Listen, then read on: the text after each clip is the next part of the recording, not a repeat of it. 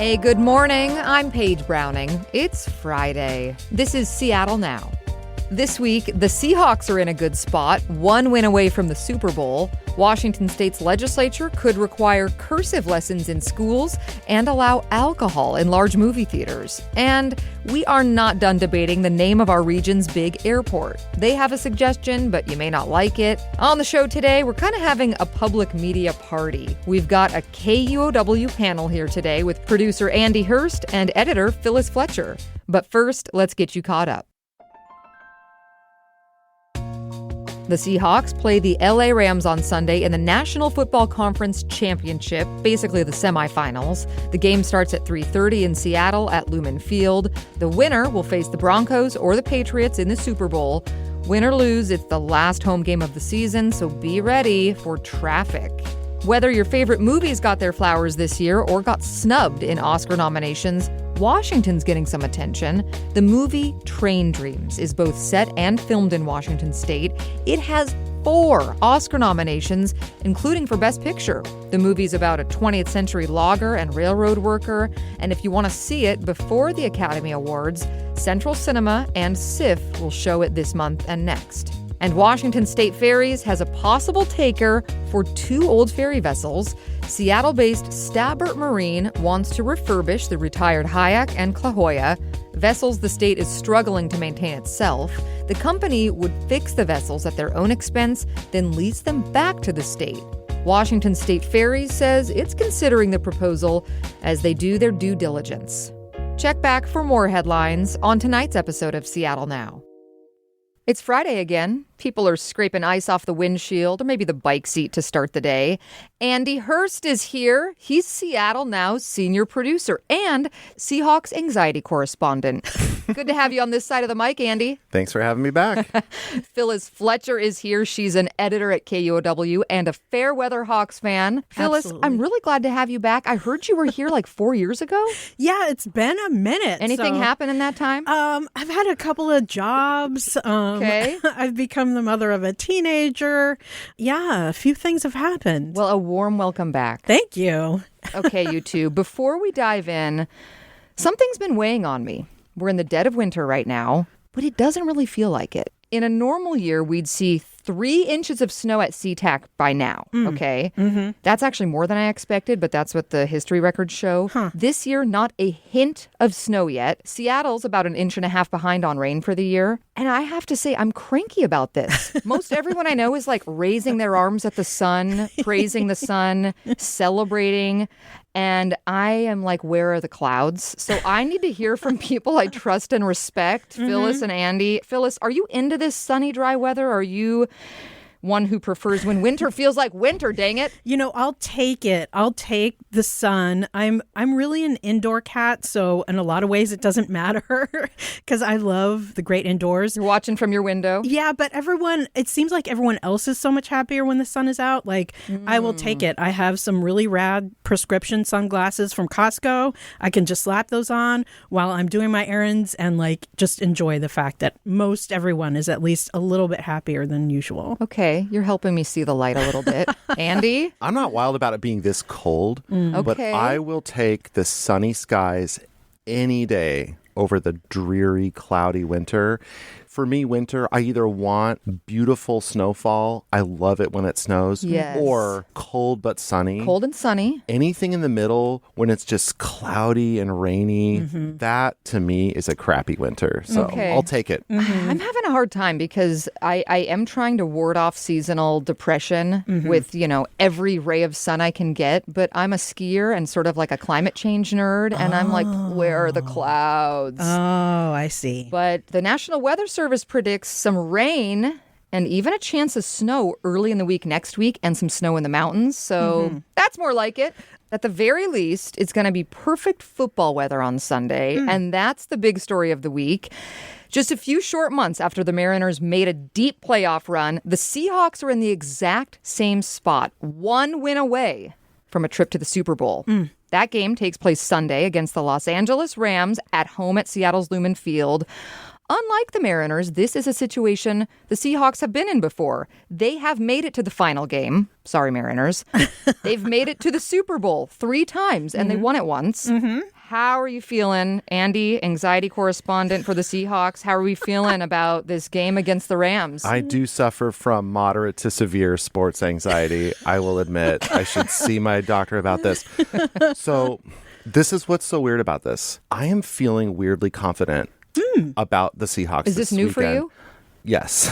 I don't want to jinx anything, but here's the thing. They walloped the 49ers so badly last weekend that I can't imagine anyone beating this team right now. Wow. They just were so dominant. I know the Rams are a better team. This is going to be way more of a challenge. But when I watched that game, I just thought this team is absolutely locked in. And so I'm feeling pretty confident at this point. Don't blame me if they lose, everyone. We're not coming for you, Andy. Phyllis, do you have feelings about this? How are you feeling? I would love if the Seahawks win. And actually, just hearing Andy say that gives me a boost of confidence because I know how you are. I've heard about you. I've heard about you. Called out. During games. And your specific negative energy that you do, like it's like you're trying to tamp your own hopes. He's nodding. And, he goes into it like, we're going to lose, we're going to lose, we're going to lose. I've been protecting my heart for so long by saying it's over, it's, first quarter. But I don't know. I just feel different about this team. I love that. They remind me of the last Seahawks team that won the Super Bowl. They're so similar. They have incredible defense. Maybe I'm just remembering that time when they went to the Super Bowl and thumped the Denver Broncos. It was huge. And I'm looking at this team and going, they could do it again. Let me be a little ray of sun. I have some sports stats to share that are on our side. Okay. The Seahawks have played the Rams twice this season, including a thrilling overtime win for Seattle just a few weeks ago.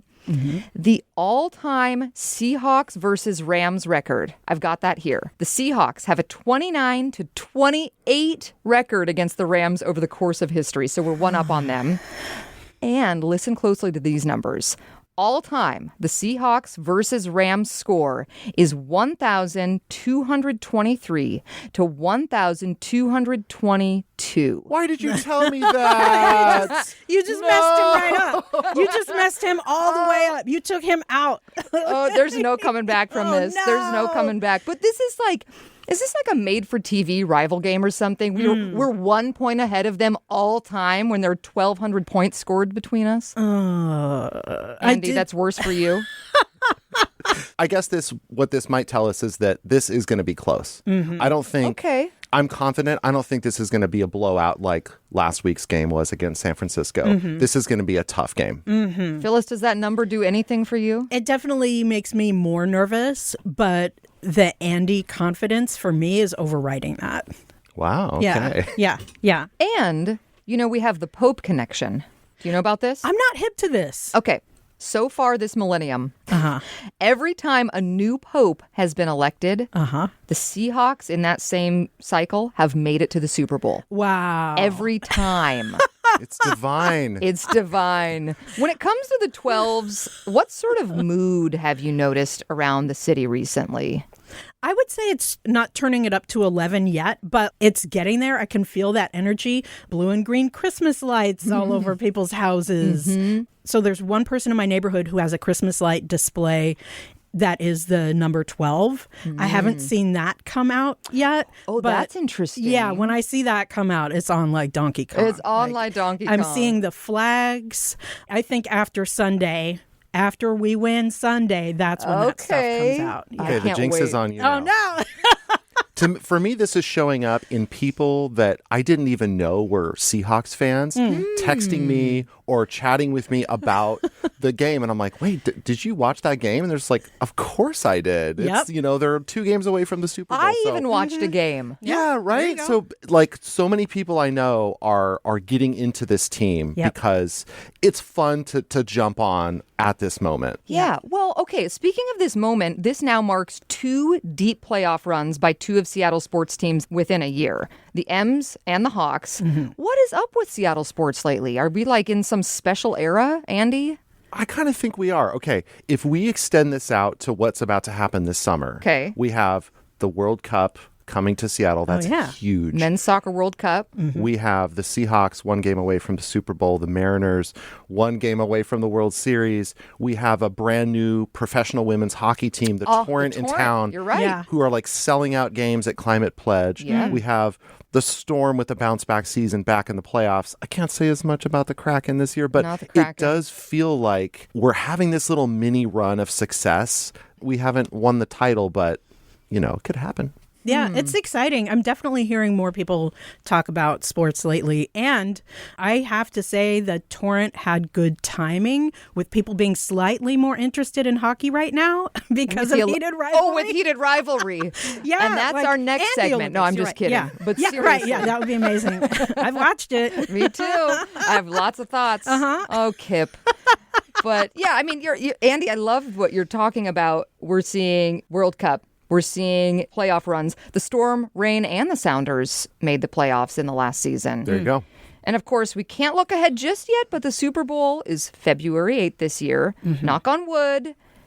Have you thought about how you would watch if the Seahawks make it? Are you watching with friends? I would love to watch with my kid because he gets invited to people's houses to watch, and I would love to go with him. So, hint, hint, if any of plus my one. kids... Plus one. Seriously, plus at least one. Like, I would make something. Yeah, I would love to. She's doing football-shaped monkey bread. I know. I'll do whatever you want me to bring. I got it. I will do it. So, yes, I would love to watch with people. I watched the last game by myself, and, you know, like, it was cool to be able to focus and watch it, but, like, I would love to be in a room with energy. That would be fun. I want to be at the same party. Right? Do a +2 for your kiddo. Yeah, it would be a blast. Andy?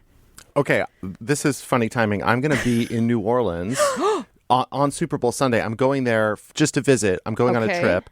I didn't even realize when I booked these dates that this was Super Bowl Sunday. So I will just go find my people. Yeah. There's going to be people from Seattle. Well, we got to find the Seahawks bar in New Orleans. Yeah, you know it exists. There's got to be a Seahawks bar, or even if it's not specifically a Seahawks bar, find where the Seahawks fans are gathered and make a bunch of friends and either experience crushing defeat together or, you know, a lot of joy if they do, in fact, make it to the Super Bowl. All right. That would be so fun. Well, Party town. Moving on from Lumen Field down to a different arena, the Washington State Legislature, where the hits and blocks, these are done through testimony and debate, people.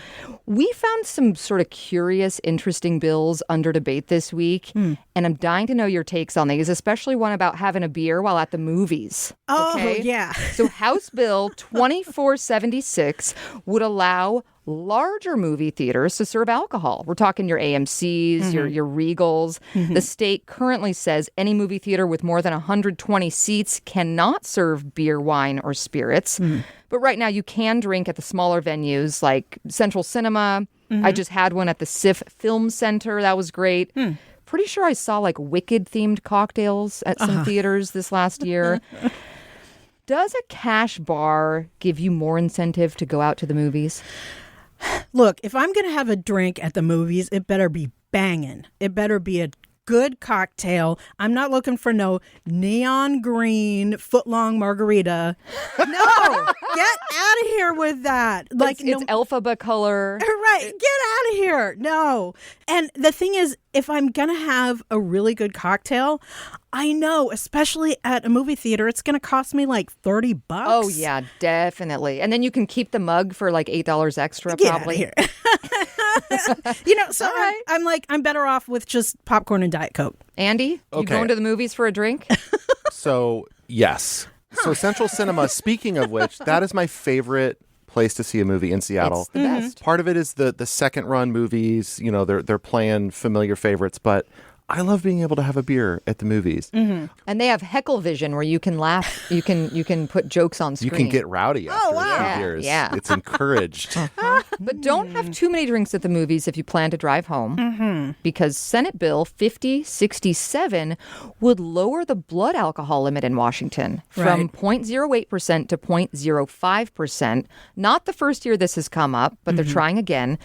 Washington would join Utah as the only states with a 0.05 limit, though it's a bit more standard worldwide.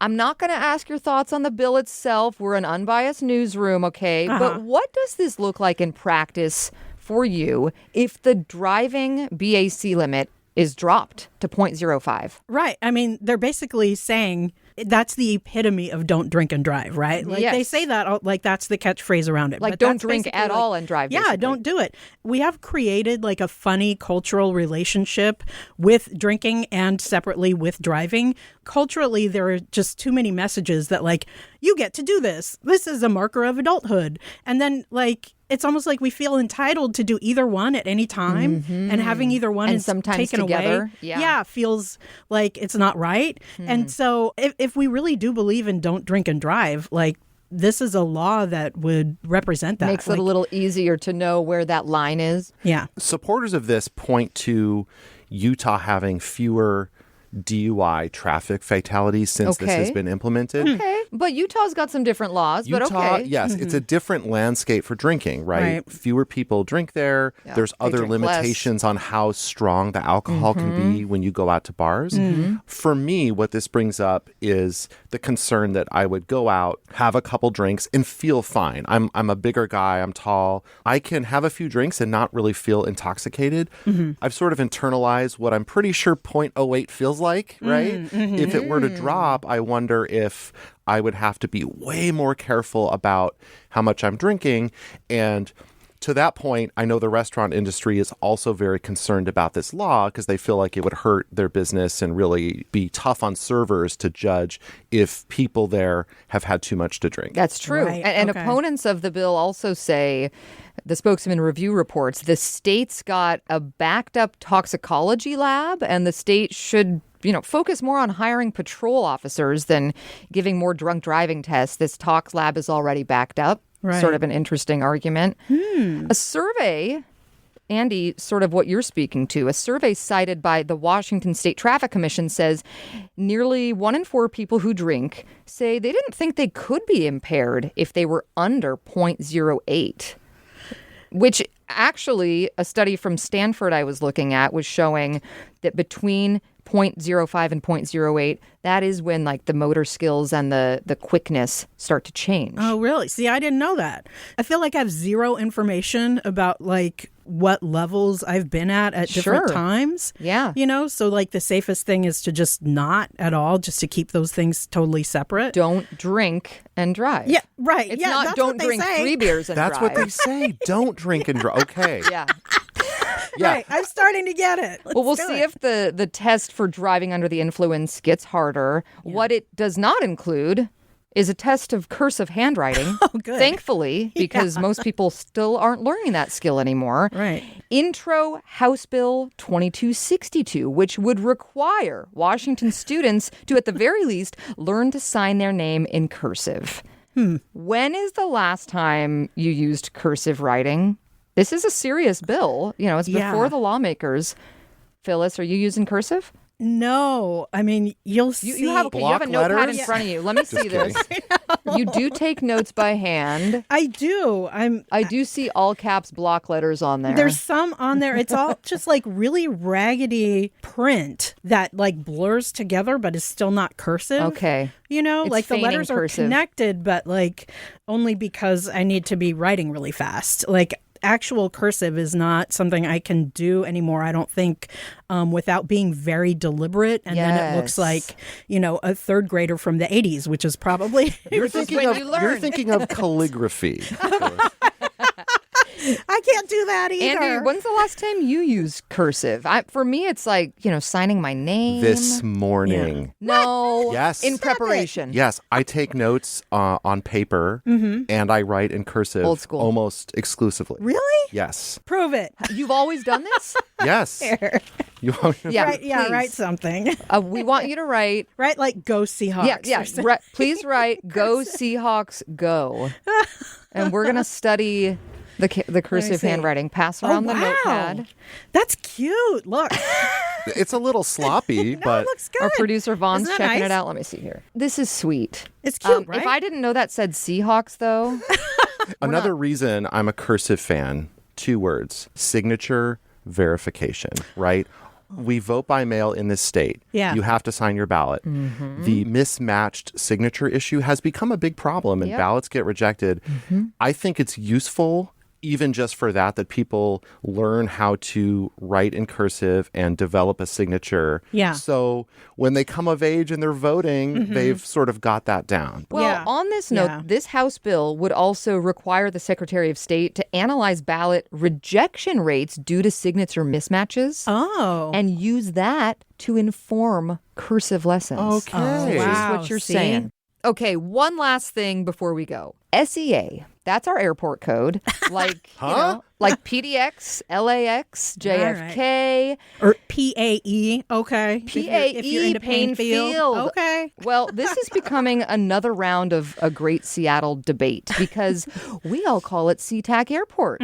There's, you know, these debates of Key Arena, now Climate Pledge. Safeco Field, now T-Mobile Park. Now SeaTac Airport wants to be SEA. Dropping the gauntlet here, is SeaTac a better name than SEA? I mean, why are we still calling it SeaTac? The airport actually wants us to call it SEA. I mean... Who's the better name, Phyllis? I mean, I have to say, I always call it SeaTac, period. Yep, period. And, you know... I don't even see SeaTac Airport. Yeah, you just say SeaTac and everyone knows what you're talking about. Now, of course, there is an actual town called SeaTac. This is me being definitely like, in my day. But like, that's just what, you know, I grew up here and that's what we always called it, which I know isn't a great reason to do anything. But like, that's just what I'm used to. That's what you're used to. Yeah, Andy, is SeaTac, why are we still calling it this? I think if you've been here a long time, like Phyllis said, you're just going to call it SeaTac, right? I get why the airport wants people to call it by the airport code. They have their reasons, the confusion with the city of SeaTac. You know what this reminds me of, though? So I'm a proud graduate of a prestigious school on the eastern side of the state called Washington State University. Yeah. And some years ago, they wanted people to stop referring to the school as Wazoo. Right? They're like, don't say that anymore. And, you know, alumni and other folks were like, no, this is part of our identity. To my mom, it's, you know. It didn't catch on. It's and WSU now or Wazoo. They've They're embraced the same. it. And they have some of the football helmets have Wazoo on the side. Oh, good. So they've kind of backed off this demand and they've just like, the toothpaste is out of the tube here. The People customer's call it always Wazoo. right.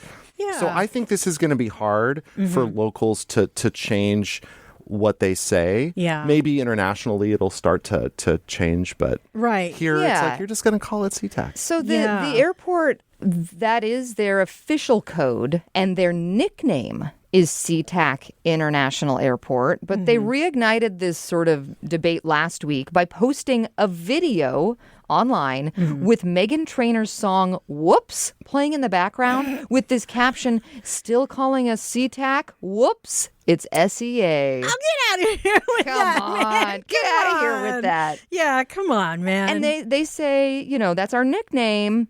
But airport officials told Axios that going by SEA avoids confusion with the city of SeaTac. Okay. I get that. They say sometimes people call the city of SeaTac looking for lost luggage. What? You know, maybe that's like funny the first few times and then is getting annoying. They're like, oh, I got to call SeaTac because that's where my bag is. Right. The Comfort Inn is like, they pick up the phone. We are not the airport. We're not the airport. And stop me if you've heard this one before. The FIFA Men's World Cup is part of this. Of course it is. SeaTac officials are ramping up this name campaign because they're worried about it not being recognizable to international visitors. They're like, what's SeaTac? You know, my boarding pass says SEA. Yeah. Well, maybe it's not a big deal after all. Right. Airport officials, they're putting on this campaign, but they have an online FAQ that says locals will likely keep using SeaTac, and they say, that's great. Great. I love it. Because that's what I'm going to say. Is it great? I mean, it's funny because I would love to hear them say that out loud and just really listen to the tone. Because I'm like, is that a like, that's great? Or is it like, that's great. Okay. That's great. Good for you. All right. Well, SEA or SeaTac, we'll leave it there. Andy Hurst is the senior producer of Seattle Now, and Phyllis Fletcher is an editor here at KUOW. Thank you, Phyllis. Hey, thanks for having me. And Andy, thank you. I hope the weekend goes your way. Thanks so much. appreciate you listening to Seattle Now, and thanks to our generous donors for their support. If you haven't given a gift this year, you can help us out by clicking the link in the show notes, and you can always support us really easily by following the show and rating it on your podcast app. Today's episode was produced by Vaughn Jones. It was edited by Andy Hurst. Our production team also includes Caroline Chamberlain-Gomez, Brooklyn Jamerson Flowers, and Patricia Murphy. Greg Kramer does our theme music. Seattle Now and KUOW Public Radio are members of the NPR network. I'm Paige Browning. See you tonight for Evening Headlines.